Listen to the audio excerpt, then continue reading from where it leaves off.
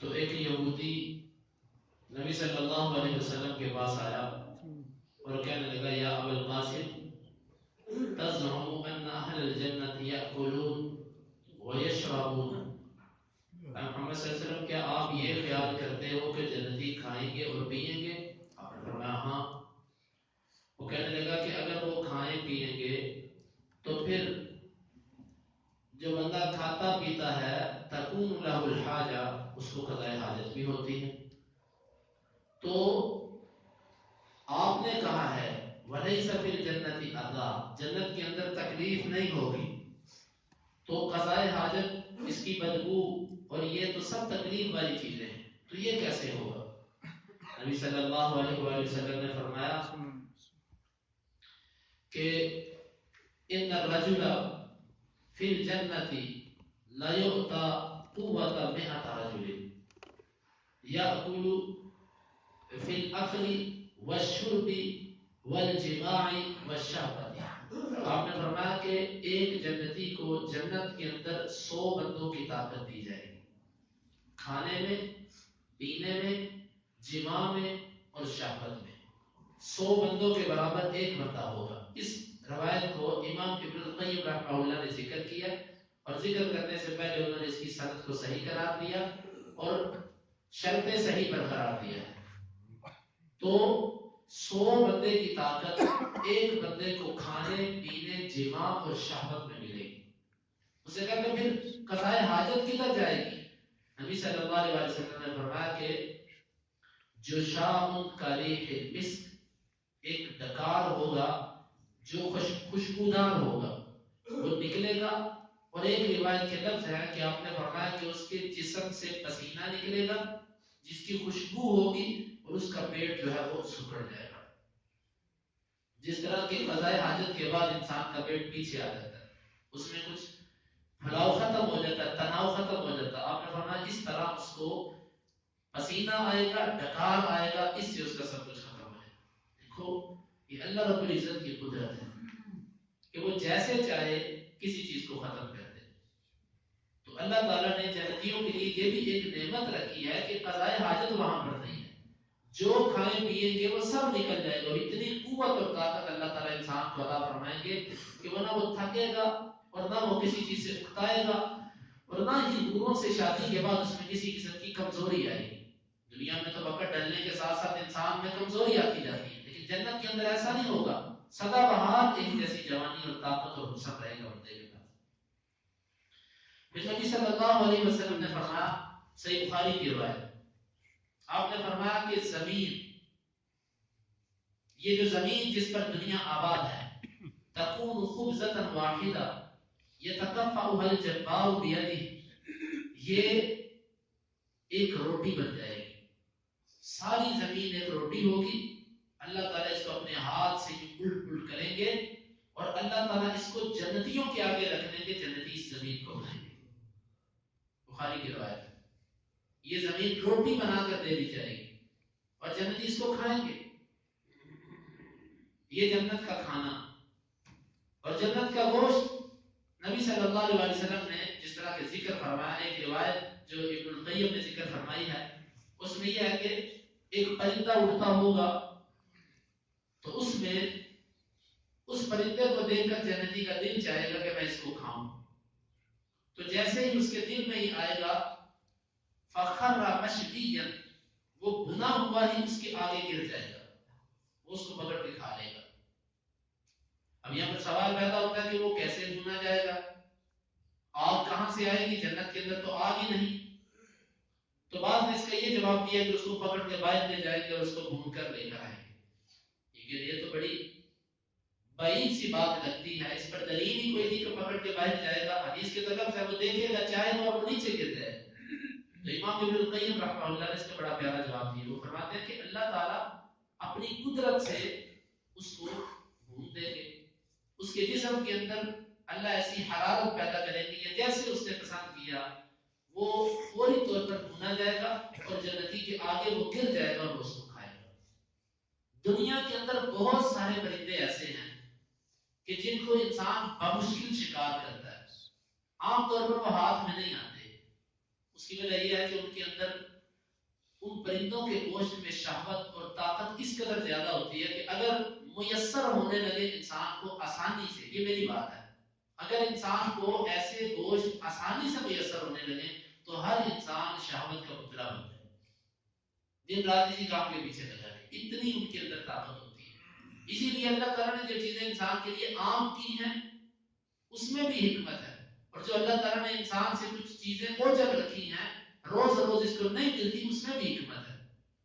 تو یہ جنت کے اندر ایسا نہیں ہوگا، جنت میں ہر طاقتور سے طاقتور پرندہ جو ہوگا وہ انسان کے سامنے ہوگا، اڑتا دکھائی دے گا، انسان اس کی طرف دیکھے گا، اللہ رب العزت کے حکم سے وہ بھونا جائے گا اور اس کے آگے گر جائے گا۔ اور پھر آپ صلی اللہ علیہ وسلم نے فرمایا کہ جنت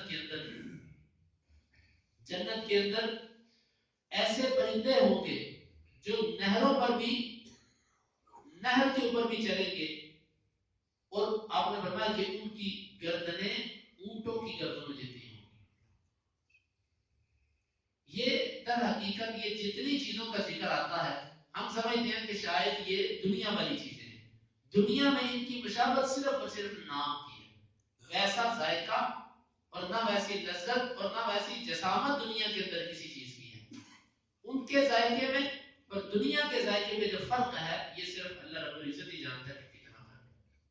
تو یہ جنتیوں کو وہاں پر کھانا ملے گا، اور ایک حدیث کے اندر آتا ہے نبی صلی اللہ علیہ وسلم نے فرمایا کہ جنتی جنت میں کھائیں پیئیں گے، ولا یمتخطون ولا یتغوطون ولا یبولون او کما قال، آپ نے فرمایا کہ نہ جنت میں ان کو پخانا، نہ پیشاب، نہ تھوک اور نہ کسی قسم کا فضلہ جسم سے نکلے گا، کھائیں پیئیں گے سب کچھ لیکن خروج کسی چیز کا نہیں ہوگا، انسان کو یہ تکلیف اور پریشانی نہیں ہوگی وہاں پر۔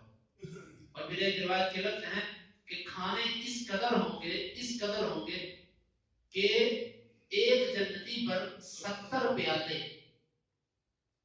یطاف علیہم ب70 صحاف من ذهب او کما قال، ایک جنتی پر 70 پیالے لے کر پھیرے جائیں گے، اور ہر پیالے کا رنگ اور اس کے اندر جو چیز ہوگی وہ دوسرے سے مختلف ہوگی۔ یہ ایک وقت میں جس طرح کہ ہم چائے پیتے ہیں یا قہوہ پیتے ہیں، اس کے ساتھ ڈرائی فروٹ یا اس طرح کی کچھ چیزیں رکھی جاتی ہیں، یہ بسکٹ ہے، یہ کھجور ہے، یہ فلاں چیز، یہ فلاں چیز، 2 4 5 چیزیں ہم رکھ دیتے ہیں۔ 70 پیالے، ہر پیالہ سونے سے ہوگا، اور سونے میں سے ہر سونے کا رنگ دوسرے سے مختلف، اور اس کے اندر جو ہوگا وہ بھی دوسرے سے مختلف ہوگا۔ یہ ایک وقت میں ایک جنتی پر یوں چکر لگائے جائیں گے، اور یوں اللہ رب العزت ان جنتیوں کو ہمیشہ اس نعمت کے اندر رکھے گا، ونا ختم ہونے والی زندگی جس کے اندر نعمتیں کبھی بھی ختم نہیں ہوں گی۔ بھائیو، ان احادیث کو بیان کرنے کا مقصد یہ ہوتا ہے کہ ہم اپنے دل میں شوق پیدا کریں، شوق پیدا کریں۔ ایسے فرامین اور ایسی احادیث جب صحابہ سنتے تھے، آپ نے وہ واقعہ سنا ہے نا کہ نبی صلی اللہ علیہ وسلم نے جب جنت کا ذکر فرمایا تو ایک صحابی، اس کے ہاتھ میں کھجوریں تھی اور وہ کھجوریں کھا رہا تھا۔ جب انہوں نے جنت کے یہ مناظر کا نبی صلی اللہ علیہ وسلم سے جو حکم سنا اور فرمایا کہ جنت ہے اس جہاد کے میدان میں، شہادت میں جنت ہے اس بندے کے لیے، تو انہوں نے کہا کہ میں اتنی دیر بھی برداشت نہیں کرتا کہ میں کھجوریں پوری کروں۔ کھجوروں کو وہیں پھینکا اور دوڑے کہ چلو اس جنت کی طرف چلے کہ جس جنت کے اندر اللہ تعالیٰ نے اتنی نعمتیں رکھی۔ سب سے پہلے دلوں کے اندر اس جنت کی محبت ہونی چاہیے، شوق ہونا چاہیے، اللہ کے نبی کو حدیث کو سنا جائے، پڑھا جائے کہ جن سے دل میں اس کے لیے شوق پیدا ہو۔ یہ جو میں باتیں بیان کرتا ہوں نا، یہ در حقیقت وہ چیزیں نہیں ہیں جو جنت کے اندر ہیں۔ یہ تو اللہ کے نبی نے جو چند باتیں بطور مثال بیان کی میں آپ کو سنا دیتا ہوں، کیونکہ حدیث کے اندر آتا ہے جنت میں وہ ہے جو نہ کسی کی آنکھ نے دیکھا، نہ کسی کے کان نے سنا، اور نہ کسی کے دل میں کھٹکا۔ جو میں بیان کرتا ہوں ظاہر بات ہے یہ تو نبی صلی اللہ علیہ وسلم کی بتلائی چیزیں ہیں، اللہ کے نبی نے صرف ان کے نام بتلائے ہیں، ان کی شکل و صورت، ان کی حیت، ان کی لذت یہ آپ نے نہیں بیان کرنا۔ اور جنت کی ہر نعمت ابدی ہے، ابدی نہ ختم ہونے والی نعمت ہے۔ اب بندے کے ذہن میں سوال پیدا ہوتا ہے کہ اتنا بڑا 100 आदमी की कुव्वत और इतना खाना कैसे होगा? वहां पर इंसान का कद और उसकी जिसामत भी कितनी होगी? आदम अलैहिस्सलाम जितना कद और उस जैसी उनको जवानी मिलेगी। इसीलिए बहुत सारे मुफस्सिरीन ने लिखा है कि यूसुफ अलैहिस्सलाम के बारे में बात है ना, कद उती शतर अल-हुस्न, कि उस यूसुफ को आधा हुस्न दिया गया था। वो कहते हैं उस आधे हुस्न से मुराद आदम का आधा हुस्न, पूरी दुनिया का आधा हुस्न मुराद नहीं है। आदम को जितना अल्लाह ने खूबसूरत पैदा किया था ना, उससे आधा हुस्न यूसुफ को मिला था। ये बात मुफस्सिरीन की राय है। उस पर दलील वो ये पेश करते हैं, वो कहते हैं कि आदम यूसुफ से सबसे बढ़कर खूबसूरत थे, इसलिए कि अल्लाह ताला ने आदम के बारे में फरमाया इन्नल्लाह खालक़ आदम अला सूरती, सही बुखारी की हदीस है कि अल्लाह ताला ने आदम को अपनी सूरत पर पैदा किया। सूरत का मतलब क्या है? इसका मतलब मुशाबहत नहीं है, अपने जैसा नहीं पैदा किया, अपनी सूरत पर। यानी कि जो सिफात अल्लाह ताला को पसंद है, अल्लाह ताला ने वो सिफात आदम के अंदर रखी, और जिन सिफात से नफरत थी उन सिफात से नफरत रखी। अल्लाह ताला का हाथ है, अल्लाह ताला का कदम है, अल्लाह ताला का चेहरा है, अल्लाह रब्बुल इज्जत की समाअत है, बसारत है, अल्लाह ताला की कलाम है।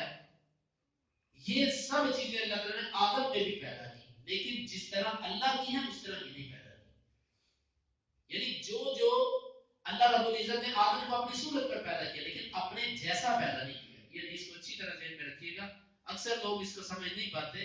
अपने जैसा नहीं पैदा किया, अपनी सूरत पर पैदा किया।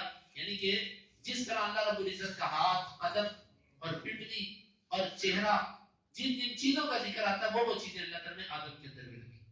तो वो कहते हैं आदम को अल्लाह ने सबसे खूबसूरत बनाया। और इसी तरह तारीख में ये कहा जाता है कि सबसे खूबसूरत औरत जो थी वो हव्वा थी, आदम की जो बीवी थी, अम्मा हव्वा। और इसके बाद जो खूबसूरत औरत आई है वो इब्राहिम अलैहिस्सलाम की बीवी और हमारी अम्मा जान है, वो सबसे खूबसूरत। इनसे बढ़ के दुनिया में खूबसूरत ये दो औरतें थी। तो बहरहाल जन्नती को जो जन्नत के अंदर जसामत मिलेगी, जो उसको हुस्न मिलेगा, जो उसको लंबाई और ताकत मिलेगी, वो आदम अलैहिस्सलाम जितनी मिलेगी। तो जाहिर बात है इंसान खाएगा भी फिर उतना ज्यादा। तो ये अल्लाह रब्बुल इज्जत ने जन्नत के अंदर इनामात रखे हैं, हमारे दिलों में ये शौक पैदा करने के लिए अहादीस हैं। अल्लाह रब्बुल इज्जत से दुआ है कि अल्लाह ताला हमें इस जन्नत का शौक अपने दिलों में पैदा करने की तौफीक अता फरमाए। अल्लाह ताला हमें ऐसे अमाल करने की तौफीक अता फरमाए कि हम बगैर हिसाब व किताब के जन्नत के अंदर जाएं। एक मसला कि पहली सफ का अजर बहुत ज्यादा है। नबी सल्लल्लाहु अलैहि वसल्लम ने फरमाया कि अगर तुम्हें पहली सफ का पता चल जाए कि इसमें अजर कितना है, तो तुम आपस में पर्चियां डालो कि जिसका नाम निकलेगा सारे इतनी जल्दी आए, और फिर पर्चियां डाले आपस में, जिसके पर्ची पर नाम निकले वो पहली सफ में खड़ा हो। और फिर दाई जानिब जो होते हैं इनके बारे में तो फरमाया कि इन्ना मलाइकतुल्लाहि युसल्लूना अला मयामिन सुफूफ औ कमा क़ाल, अल्लाह के जो फरिश्ते हैं वो सफों की जो दाई जानिब लोग खड़े होते हैं उन पर वो रहमत की दुआएं करते हैं। एक हो पहली सफ और एक हो दाई जानिब, इसके तो क्या कहने। लेकिन इसके साथ साथ एक अदब ये है, तकाजा ये है कि बुजुर्ग हजरात जो हमारे आते हैं, कुछ नौजवान साथी छोटी उम्र वाले वो पहली सफ में होते हैं। अल्लाह ताला उनका शौक कबूल फरमाए, अल्लाह ताला उनको इस पर अजर अता फरमाए। अगर वो खुशी से बुजुर्गों को अपनी जगह दे दें तो इस पर उनको दो अजर मिलेंगे, एक तो इसात और कुर्बानी का अजर, और दूसरा पहली सफ का अजर उनको मिलेगा। वो इंशाअल्लाह उनका साबित हो गया उनके लिए। लेकिन दूसरा अजर वो ये ले ले कि इसार और कुर्बानी करके किसी बुजुर्ग को अपनी जगह दे दी, इस पर भी उसको दो अजर मिल गए, एक पहली साहब का और कुर्बानी करने का, कुर्बानी देने का। तो कोशिश ये किया करें जमात जब खड़ी होने लगे, बाज़ दफात कुछ लेट हो जाते हैं, तो देख लिया करें पीछे अगर कोई बुजुर्ग खड़ा है तो आप इस जज्बे से अगर पीछे चले जाते हैं तो आपको इस पर अजर मिलेगा।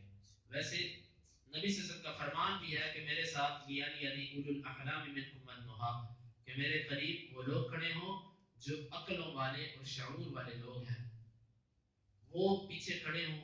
तो यही असल यानी कि इस्लाम का मिजाज है कि पहली सफ में वो लोग खड़े हो। इसीलिए जब सहाबा का तो ये मामूल था, हमारे जमाने में तो ऐसा नहीं है, लेकिन सहाबा में ये होता था कि वो किसी बच्चे को पकड़ के वो नमाज के दौरान ही पीछे वाली सफ में कर देते थे और खुद उसकी जगह पर खड़े हो जाते अगर वो देखते कि वो पहली सफ में खड़ा है। یہاں تک بھی آتا ہے جس طرح کہ ابی بن کعب رضی اللہ عنہ کا واقعہ.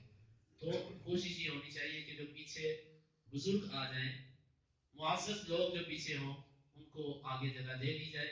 آپ کو انشاءاللہ اس کا اجر مل جائے گا. اللہ تعالی ہمیں اس پر عمل کی توفیق عطا فرمائے. اللهم انفعنا بما علمتنا وعلمنا ما ينفعنا وزدنا علما.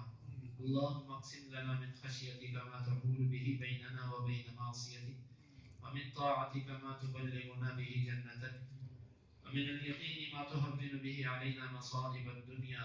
متعنا اللهم بأسماعنا وأبصارنا وقوتنا أبدا ما أحييتنا، واجعله الوارث منا، واجعل ثأرنا على من ظلمنا، ولا تجعل مصيبتنا في ديننا، ولا تجعل الدنيا أكبر همنا ولا مبلغ علمنا، ولا تسلط علينا من لا يرحمنا. اللهم أحسن عاقبتنا في الأمور كلها، وأجرنا من خزي الدنيا وعذاب الآخرة. وآخر دعوانا